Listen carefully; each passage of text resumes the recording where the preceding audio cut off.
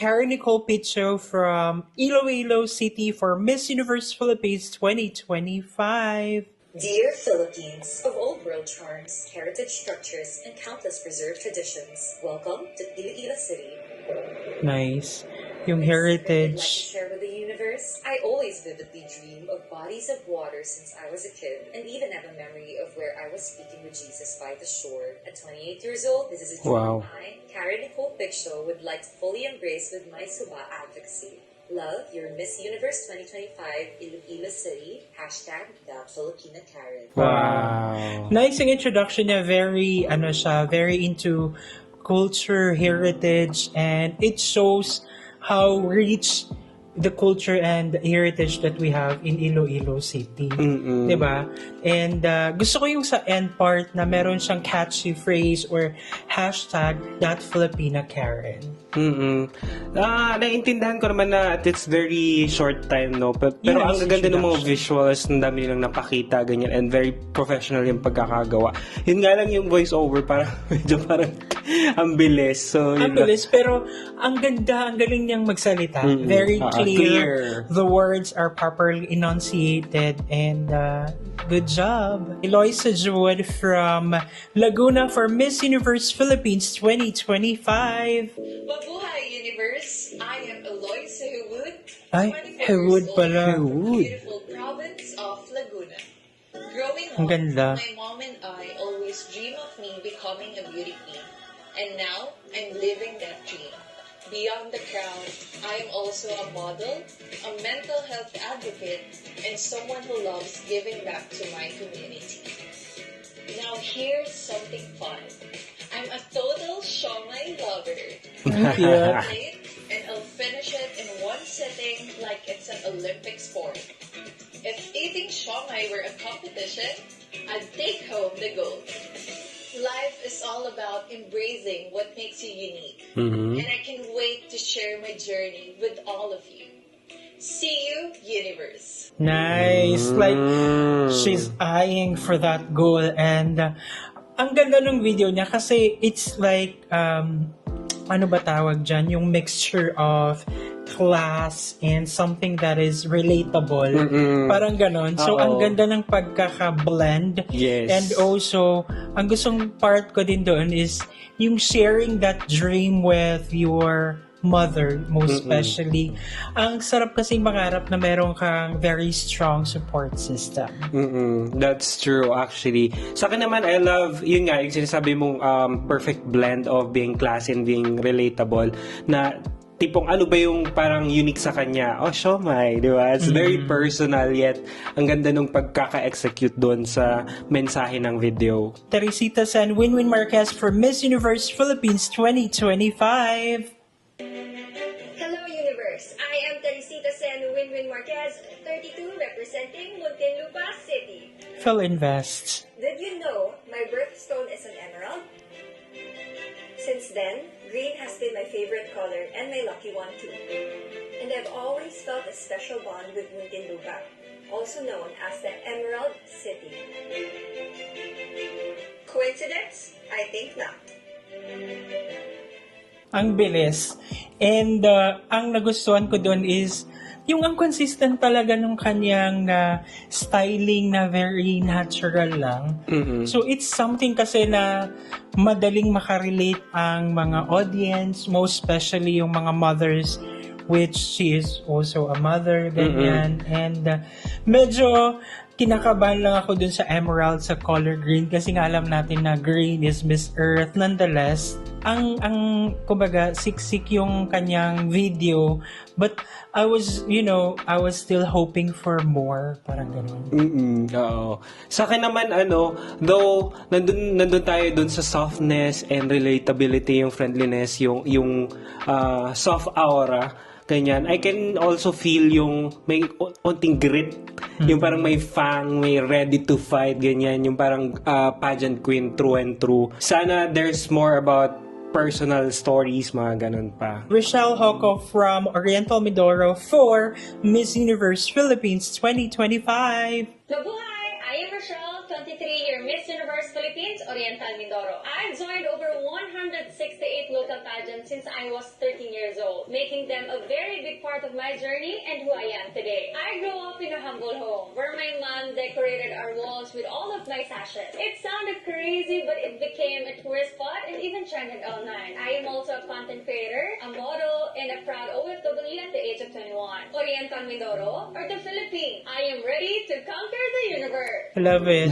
Like, if you're someone na talagang nakafollow na kay Rachelle Hoco from before, those were facts na already alam mo na kung ikaw ay nakasunod talaga sa kanya sa vlogs niya. She's an OFW from UAE, which we were as well before. And then, syempre nagmamodel siya doon. And of course, pageantera talaga siya. Napanood ko rin talaga yung vlog na yun na yung dun sa bahay nila ng daming sash, ganyan. Feeling ko, sobrang daming nakaka-relate kay Rachelle from, you know, simple life. Nangarap siya. Ang dami din talagang mga pageanterang kabataan ngayon. And somehow, yung pangarap na yon na puput aside, nasa-set aside kasi we need to, you know, find a stable job. Something that is sustainable para sa family natin na which is ginawa niya nga at the age of 21. So, nakakahanga yun. Para sa akin naman, what stands out para sa akin sa video niya is that I think ang pinaka-superpower ni Rachelle in Dubai is yung kanyang sunny personality, yung kanyang contagious smile, yung kanyang raging positive in energy. Yun yung parang naka-highlight dito sa video na to na all throughout the video na i-introduce niya yung sarili niya pero alam mo yun, feel mo yung positive vibes. And gusto ko rin yung setup, by the way, Charo Santos. Very classy din, ang cute. Atisa Manalo for Miss Universe Philippines 2025. Hi, I'm Atisa Manalo from Quezon Province. I'm an accountant by day and a gamer at night. There's this one time where I spent 3 days finishing the game Hogwarts Legacy to 99% completion. Halos walang tulog, walang kain, walang 99%. Only my close friends know about this. Na may love ako sa'yo, is I can sing the entire lyrics of Salva Cruta's Stupid Love by heart. Para kang sting, ugali mo'y nakakasting. Wasak na wasak ang puso ni Nastima. And then, Ang cute. hindi ka na meron kang Ang cute. Like, it's something na hindi pa natin alam. Kasi last year, ang maalala ko talaga is yung Pogs. I think yun ba yun? Basta something ganun. Ang cute nito kasi sobrang relatable siya and it's something na gaya nga ng sabi niya, hindi natin mapapatunayan na hindi niya talaga ginagawa or hindi talaga siya yun kasi only those close people knows about it and it's something very sa akin yun, parang ang tapang para i-share yung ganong side of you as a beauty queen, di ba?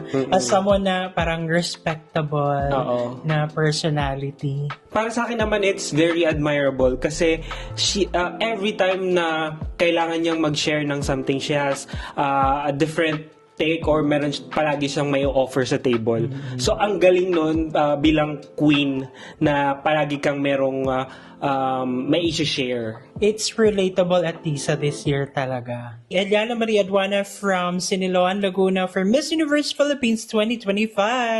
Hello, Eliana here. So today, fun facts muna tayo. Nung pinanganak ako, akala ni na mom, hindi ako marunong magsalita or makarinig because I only learned how to express and communicate when I turned 3 years old.